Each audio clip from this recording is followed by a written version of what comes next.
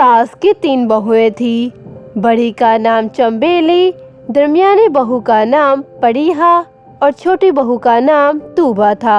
शादी के कुछ महीनों बाद ही चंबेली और परीहा ने सास से अलग होकर अपना अपना खाना बनाना शुरू कर लिया और वहीं पर ही तूबा जो सबके साथ रहा करती थी। सासू माँ का 3 फ्लोर का घर था। सबसे ऊपर चंबेली और दरमियान में परीहा और सबसे नीचे तूबा रहा करती थी। इस हिसाब से इनके यहाँ 3 रसोइयाँ बनती थी। इसी तरह एक सुबह सासू माँ नाश्ते के टेबल पर बैठी थी। तूबा बहू, आज नाश्ते पे क्या बनाया है? माँ जी, मैंने आपके लिए पराठा और अंडा बनाया है। अच्छा, खुशबू तो मुझे आलू के पराठे की आ रही थी। आलू के पराठे? नहीं माँ जी, मैंने तो वो नहीं बनाए। हो सकता है चंबेली या प्रिया ने बनाए हो, आपको वहीं से खुशबू आ रही होगी। हाँ, हो सकता है। चलो, तुम मेरे लिए अंडा और पराठा ही ले आओ। अपनी सास की बात सुनकर वो उनके लिए गर्मा गर्म नाश्ता ले आती है। तभी वहाँ पर उसका ससुर और पति वहाँ पर आ जाते हैं और तभी उसका ससुर बोलता है, अरे बहू, मुझे अदरक वाली गर्मा गर्म चाय बना दे और हमारा लंच भी दे दो, ऑफिस के लिए देर हो रही है। ये लीजिए आपकी चाय और आपका लंच, नाश्ता करके जाइएगा।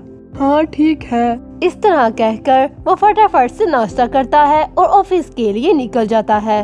और इधर ममता और मोहन भी नाश्ता कर अपने अपने कामों में लग जाते हैं, क्योंकि वो अपनी बहू तूबा के पास रहते थे। इसलिए तूबा की रसोई में ही सबसे ज्यादा खाने पकवाए जाते थे। कोई भी रिश्तेदार आता तो वो तूबा के पास ही आता था, इसलिए तूबा का ज्यादातर वक्त रसोई में ही गुजर जाता था। ऐसे ही एक दिन तूबा बर्तन धोकर किचन से आ जाती है और अपने हाथ झाड़ते हुए कहती है, कहने को तो मेरे घर 3 रसोइयाँ हैं, लेकिन सबसे ज्यादा मेहनत तो मैं ही करती हूँ। मेरी दोनों जिठानियाँ सारा दिन आराम करती रहती हैं। उन्हें तो सास और ससुर से कोई मतलब ही नहीं है। कोई रिश्तेदार आए उनको तो कोई फर्क ही नहीं पड़ता। उन्होंने तो अपनी रसोई अलग कर रखी हुई है। तूबा इतना बोल ही रही होती है कि वहीं पर चंबेली और प्रिया आ जाती हैं। क्या बात है तूबा, अकेली अकेली क्या बड़बड़ा रही हो? लगता है तूबा में भूत आ गया है। कुछ भी नहीं दीदी, आप दोनों यहाँ पर कैसे? कुछ नहीं, शक्कर खत्म हो गई थी, वो लेने आई थी। और मुझे थोड़ा सा अदरक चाहिए था, रुकिए मैं लेकर आती हूँ। तूबा शक्कर और अदरक लेकर आ जाती है और आकर चंबेली और प्रिया को दे देती है। तभी चंबेली बोलती है, मेरी बात मानो तूबा, अभी से ही तुम अपना चूल्हा चाका ला कर लो। सास अभी खुद बनाकर खा सकती है, उसे कुछ हुआ नहीं है। अभी इनकी इतनी जवानी बाकी है ही। सही कह रही है चंबेली, मैं तो आते ही इसकी चाल चलन समझ गई थी। किसी भी काम को हाथ नहीं लगाती, सारा दिन ऑर्डर देती रहती थी। इससे अच्छा है अपना बनाओ और अपना खाओ। इतना कहकर वो दोनों अपने अपने फ्लोर में वापस चली जाती हैं। उन दोनों की बात सुनकर तूबा खुद से बोलती है, बड़ी आई मुझे बताने वाली और नसीहत देने वाली।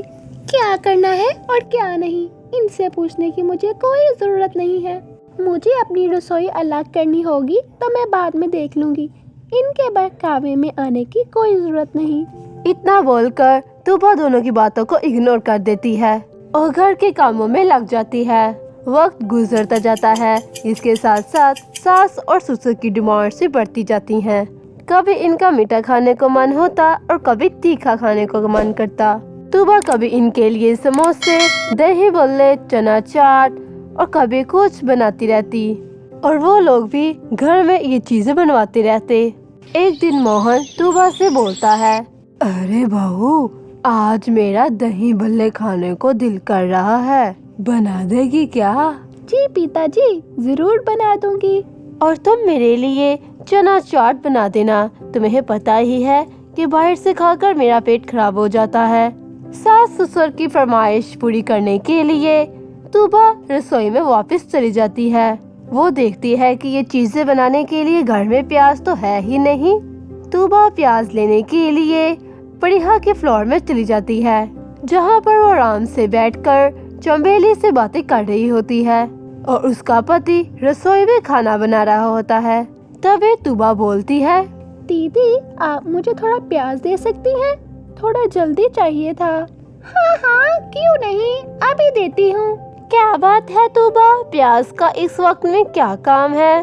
अभी तो रात के खाने का टाइम तो बहुत है, तुम्हें अब प्याज की क्या जरूरत पड़ गई? अरे दीदी, सासू माँ को चना चाट खाने का मन था और ससुर जी को दही बल्ले, इसीलिए प्याज की जरूरत पड़ गई।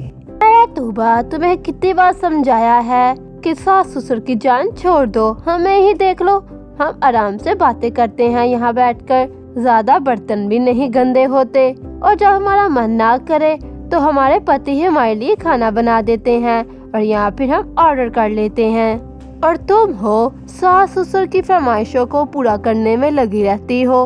रसोई अलग करने में ही भलाई होती है।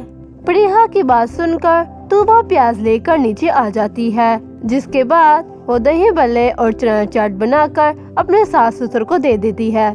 ऐसे ही एक दिन तूबा खुद से बोलती है, दोनों छिटानियों को क्या लगता है, इन्होंने अलग अलग रसोई बनाकर बहुत बड़ा तीर मार लिया। अब मैं इन्हें बताऊंगी, जो मजा परिवार वालों के साथ खाने में है वो कहीं नहीं, हर वक्त बंटवारा कर लो, बंटवारा कर लो।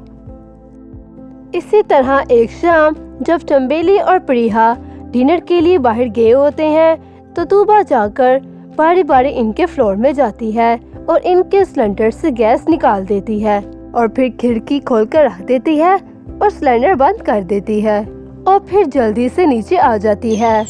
अगली सुबह जब चंबेली और प्रिया सुबह का नाश्ता बनाने लगती हैं तो वो देखती हैं कि सिलेंडर में गैस नहीं है। तभी चंबेली प्रिया के पास जाती है और उससे बोलती है, यार मेरा सिलेंडर खत्म हो गया, तेरे गैस में खाना बना लूं? मेरे सिलेंडर में भी गैस खत्म हो गई है, समझ नहीं आ रहा आजकल क्या हो रहा है, समझ नहीं आ रहा, कल तक तो ठीक चल रहा था, पता नहीं क्या हो गया। एक काम करते हैं, तूबा के पास चलते हैं।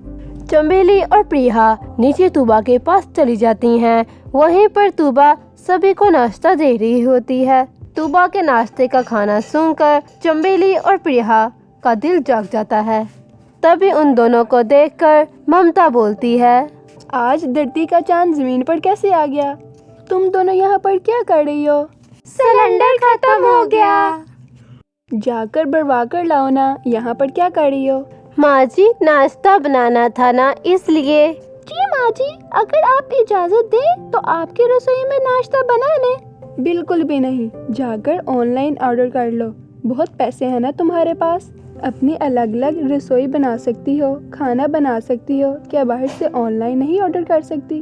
अरे अरे माँ जी, गुस्सा मत कीजिए।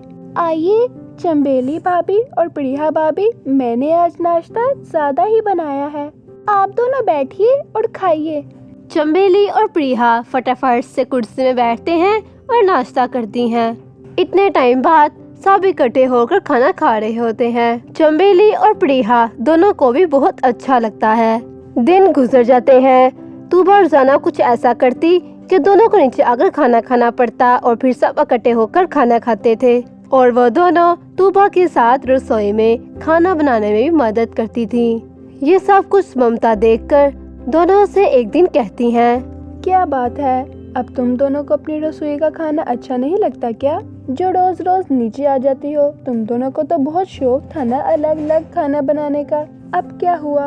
माँ जी सच पूछे तो जब सबने मिलकर इकट्ठे होकर खाना खाया तो बहुत अच्छा लगा कि सबने इकट्ठे होकर खाना खाया। हम ऊपर अपने फ्लोर पर खाना तो बनाते हैं लेकिन अकेले अकेले खाने का मन ही नहीं करता। कभी कभी मैं और प्रिया खाना बनाकर सिर्फ उसको देखते ही रहते हैं और उसे सही तरह से खा भी नहीं पाते। दीदी सही कह रही है माँ जी, हमने बहुत बड़ी गलती कर दी, हमसे बहुत बड़ी गलती हो गई जो हमने अपनी अपनी रसोई अलग कर ली। चंबेली और प्रिया जी, आप दोनों के मुंह से ये बात सुनकर मुझे बहुत अच्छा लगा। ये तीन रसोई को मिलकर एक रसोई बना ले, रोजाना अच्छा अच्छा खाना बनाएंगे। बोलो, मिलाती हो हाथ? हाँ बिल्कुल। इस तरह तूबा की थोड़ी सी कोशिश के साथ मोहिन का पूरा खानदान फिर एक साथ जुड़ जाता है और तीनों रसोइयाँ टूटकर एक रसोई बन जाती है, जिसमें रोजाना तरह तरह के खाने पकते और सब मिलकर खाते थे। इस तरह सब मिलकर इकट्ठे खाना खाते। इस कहानी से हमें सबक मिलता है कि इकट्ठे रहने में ही बरकत और मोहब्बत होती है। आपको ये वीडियो कैसी लगी? अगर अच्छी लगी है तो चैनल को सब्सक्राइब करना मत भूलिएगा और तूबा के लिए तो एक लाइक बनता है।